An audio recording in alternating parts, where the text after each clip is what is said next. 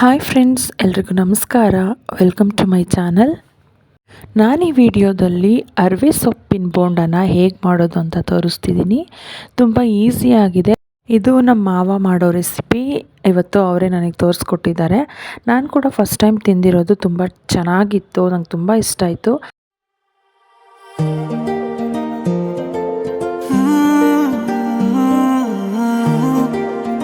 So friends, ವಿಡಿಯೋನ start ಮಾಡೋಣ.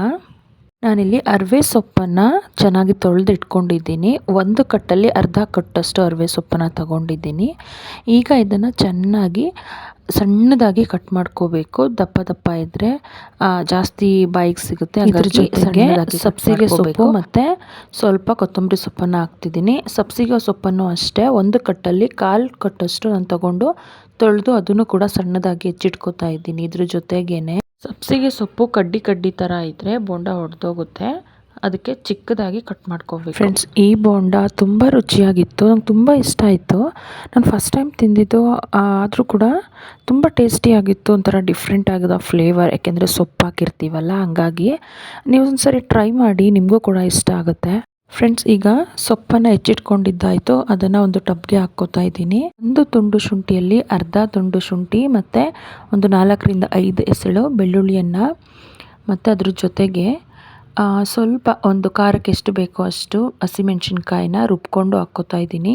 ಯಾಕೆ ಅಂದರೆ ಬಾಯಿಗೆ ಹಸಿಮೆಣ್ಸಿನ್ಕಾಯಿ ಸಿಗುತ್ತೆ, ತಿಂದಾಗ ಖಾರ ಅನಿಸುತ್ತಲ್ವ, ಹಂಗಾಗಿ ಈ ಥರ ರುಬ್ಕೊಂಡು ಹಾಕ್ಕೊಂಡ್ರೆ ಬಾಯಿಗೆ ಸಿಗಲ್ಲ, ಚೆನ್ನಾಗಿರುತ್ತೆ. ಈಗ ಇದಕ್ಕೆ ಒಂದು ಚಿಟಿಕೆಯಷ್ಟು ಸೋಡಾ ಪೌಡ್ರನ್ನ ಹಾಕ್ಕೋತಾ ಇದ್ದೀನಿ. ಫ್ರೆಂಡ್ಸ್, ಈಗ ಇದಕ್ಕೆ 5 ಟೇಬಲ್ ಸ್ಪೂನಷ್ಟು ಅಕ್ಕಿ ಹಿಟ್ಟನ್ನು ಹಾಕ್ಕೋತಾ ಇದ್ದೀನಿ. ಅಕ್ಕಿ ಹಿಟ್ಟು ಹಾಕ್ಕೊಂಡ್ರೆ ತರಿಯಾಗಿ ಚೆನ್ನಾಗಿರುತ್ತೆ, ಟೇಸ್ಟ್ ಕೂಡ ಚೆನ್ನಾಗಿರುತ್ತೆ. ಈ ಬೋಂಡ ತುಂಬ ಟೇಸ್ಟಿಯಾಗಿರುತ್ತೆ ಮತ್ತು ತಿಂದರೂ ಕೂಡ ಗ್ಯಾಸ್ ಥರ ಅಂತ ಏನು ಅನಿಸಲ್ಲ, ಮತ್ತು ಹೆವಿಯಾಗಿ ತಿಂದಿದ್ದೀವಿ ಅಂತ ಏನೂ ಅನಿಸಲ್ಲ. ಏಕೆಂದರೆ ನಾರ್ಮಲಾಗಿ ನಾವು ಈರುಳ್ಳಿ ಬೋಂಡನ ತಿಂದಾಗ ಆ ಥರ ಅನಿಸುತ್ತೆ, ಸ್ವಲ್ಪ ಜಾಸ್ತಿ ತಿಂದರೆ. ಈ ಬೋಂಡ ಆ ಥರ ಏನು ಅನಿಸೋದಿಲ್ಲ. ಹಿಟ್ಟು ಕಲಿಸ್ಕೊಳ್ಳೋದಕ್ಕೂ ಮುಂಚೆನೇ ಬಾಣಲಿಗೆ ಎಣ್ಣೆನ ಬಿಸಿ ಮಾಡೋದಕ್ಕಿಟ್ರೆ ಅದ್ರ ಪಾಡಿಗೆ ಅದು ಬಿಸಿ ಆಗ್ತಾ ಇರುತ್ತೆ. ಅಷ್ಟೊತ್ತಿಗೆ ಹಿಟ್ಟು ಕಲಿಸ್ಕೊಂಡ್ರೆ ಬೇಗನೂ ಬೋಂಡನ ಬಿಡ್ಬೋದು. ಹಾಗಾಗಿ ಬಾಣಲಿಗೆ ಎಣ್ಣೆ ಹಾಕ್ತಾಯಿದ್ದೀನಿ. ಅಕ್ಕಿ ಹಿಟ್ಟು ಜೊತೆಗೆ 2 ಸ್ಪೂನು ಎಣ್ಣೆನ ಹಾಕ್ಕೋತಾ ಇದ್ದೀನಿ.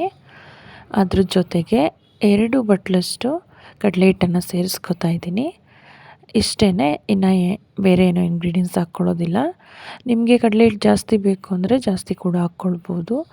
ಸೊಪ್ಪು ಸ್ವಲ್ಪ ಜಾಸ್ತಿ ಇದ್ದರೆ ಟೇಸ್ಟ್ ಚೆನ್ನಾಗಿರುತ್ತೆ, ಕಡಿಮೆ ಇದ್ದರೆ ಸ್ವಲ್ಪ ಟೇಸ್ಟ್ ಕಡಿಮೆ ಆಗ್ಬೋದೇನೋ.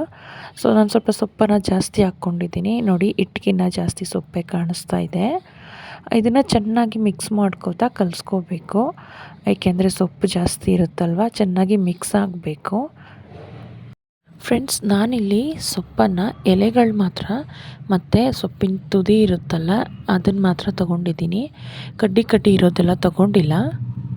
ಇದಕ್ಕೆ ರುಚಿಗೆ ತಕ್ಕಷ್ಟು ಉಪ್ಪನ್ನು ಸೇರಿಸ್ಕೊಳ್ಳಿ. ಈಗ ಇದನ್ನು ಚೆನ್ನಾಗಿ ಮಿಕ್ಸ್ ಮಾಡಬೇಕು.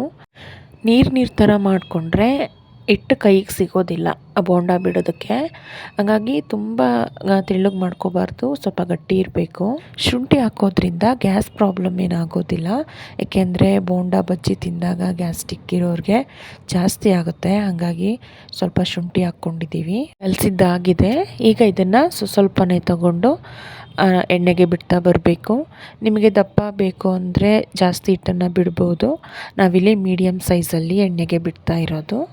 ಎಣ್ಣೆ ಚೆನ್ನಾಗಿ ಕಾಯ್ದಿದ್ರೆ ಚೆನ್ನಾಗಿ ಬೋಂಡ ಬರುತ್ತೆ. ನೋಡಿ, ಎಣ್ಣೆ ಚೆನ್ನಾಗಿ ಕಾಯ್ದಿದೆ, ನೀಟಾಗಿ ಬೇಯ್ತಾ ಇದೆ. ಒಂದೊಂದೇ ಬಿಡ್ತಾ ಬಂದರೆ ಚೆನ್ನಾಗಿ ಬೆಂದ್ಕೊಳ್ಳುತ್ತೆ. ನೀವು ಯಾವತ್ತೂ ಟ್ರೈ ಮಾಡಿಲ್ಲ ಈ ಥರ ಬೋಂಡನ ಅಂದರೆ ನೀವೊಂದು ಸರಿ ಟ್ರೈ ಮಾಡಿ ನೋಡಿ, ನಿಮಗೆ ನಿಜವಾಗ್ಲೂ ಇಷ್ಟ ಆಗುತ್ತೆ. ನನಗಂತೂ ತುಂಬ ಇಷ್ಟ ಆಯಿತು. ಮಳೇಲಿ, ಚಳಿಲಿ, ಇಲ್ಲ ಸ್ನ್ಯಾಕ್ಸ್ಗೆ, ಈವ್ನಿಂಗ್ ಟೈಮಲ್ಲಿ ಮಕ್ಕಳಿಗೆ ತಿನ್ನೋದಕ್ಕೆ ತುಂಬಾ ರುಚಿಯಾಗಿರುತ್ತೆ, ಹೆಲ್ದಿಯಾಗಿ ಕೂಡ ಇರುತ್ತೆ. ಸೊ ಬೆಂದಿದೆ ಬೋಂಡ. ಈಗ ಇಷ್ಟು ಬೆಂದರೆ ಸಾಕು, ತುಂಬ ಕಪ್ಪಗಾಗೋವರೆಗೂ ಬೇಯಿಸೋದೇನು ಬೇಡ. ಸೊಪ್ಪು ಜಾಸ್ತಿ ಹಾಕಿರೋದ್ರಿಂದ ಸೊಪ್ಪೆಲ್ಲ ಬೇಗ ಬೆಂದು ಬಿಡುತ್ತೆ. ನೋಡೋದಕ್ಕೂ ಚೆನ್ನಾಗಿದೆ, ಕ್ರಿಸ್ಪಿಯಾಗಿ. ನೋಡಿ, ಹಿಟ್ಟು ಥರ ಏನು ಕಾಣಿಸ್ತಾ ಇಲ್ಲ, ಈರುಳ್ಳಿ ಬೋಂಡ ಥರ ಸೊಪ್ಪು ಥರನೇ ಇದೆ. ಸೊಪ್ಪೇ ಜಾಸ್ತಿ ಇರೋದು. ನಿಮಗೆ ತಿನ್ನುವಾಗ ನಿಮಗೆ ಗೊತ್ತಾಗುತ್ತೆ ಫ್ಲೇವರ್ ಯಾವ ಥರ ಅಂತ. ಬೋಂಡ ಅಂತ ಅನಿಸೋದಿಲ್ಲ, ಬೇರೆ ಏನೋ ಸ್ನ್ಯಾಕ್ ತಿಂತಾಯಿದ್ದೀವಿ ಅಂತ ಅನಿಸುತ್ತೆ ನಿಮಗೆ. ಆ ಥರ ಟೇಸ್ಟ್ ಆ ಥರ ಇರುತ್ತೆ. ಈರುಳ್ಳಿನ ಜಾಸ್ತಿ ಇಷ್ಟಪಡದೇ ಇರೋರಿಗೆ ಬೋಂಡ ತಿನ್ನಬೇಕು ಅಂತ ಏನಾದರೂ ಇಷ್ಟ ಇದ್ದರೆ ಈ ರೀತಿ ಬೋಂಡನ ಮಾಡ್ಕೊಂಡು ತಿನ್ಬೋದು. ಮತ್ತು ಈರುಳ್ಳಿನ ಜಾಸ್ತಿ ಹಾಕೋ ಅವಶ್ಯಕತೆ ಏನಿರೋದಿಲ್ಲ, ಕಟ್ ಮಾಡೋದಕ್ಕೆ ಟೈಮ್ ಜಾಸ್ತಿ ಹಿಡಿಯುತ್ತೆ. ಬಟ್ ಈ ಥರ ಸೊಪ್ಪು ತಗೊಂಡು ಬೋಂಡ ಮಾಡಿಕೊಂಡ್ರೆ ಹೆಲ್ತ್ಗೂ ಕೂಡ ಒಳ್ಳೆಯದು, ಟೈಮ್ ಕೂಡ ಸೇವ್ ಆಗುತ್ತೆ, ಬೇಗನೆ ಆಗುತ್ತೆ. ಯಾವಾಗಲೂ ಈರುಳ್ಳಿ ಬೋಂಡನ ಮಾಡಿ ಬೋರ್ ಆಗಿದ್ದರೆ ಈ ಥರ ಒಂದು ಸಾರಿ ನೀವು ಟ್ರೈ ಮಾಡಿ ನೋಡಿ, ನಿಜವಾಗ್ಲೂ ನಿಮಗೆ ಇಷ್ಟ ಆಗುತ್ತೆ.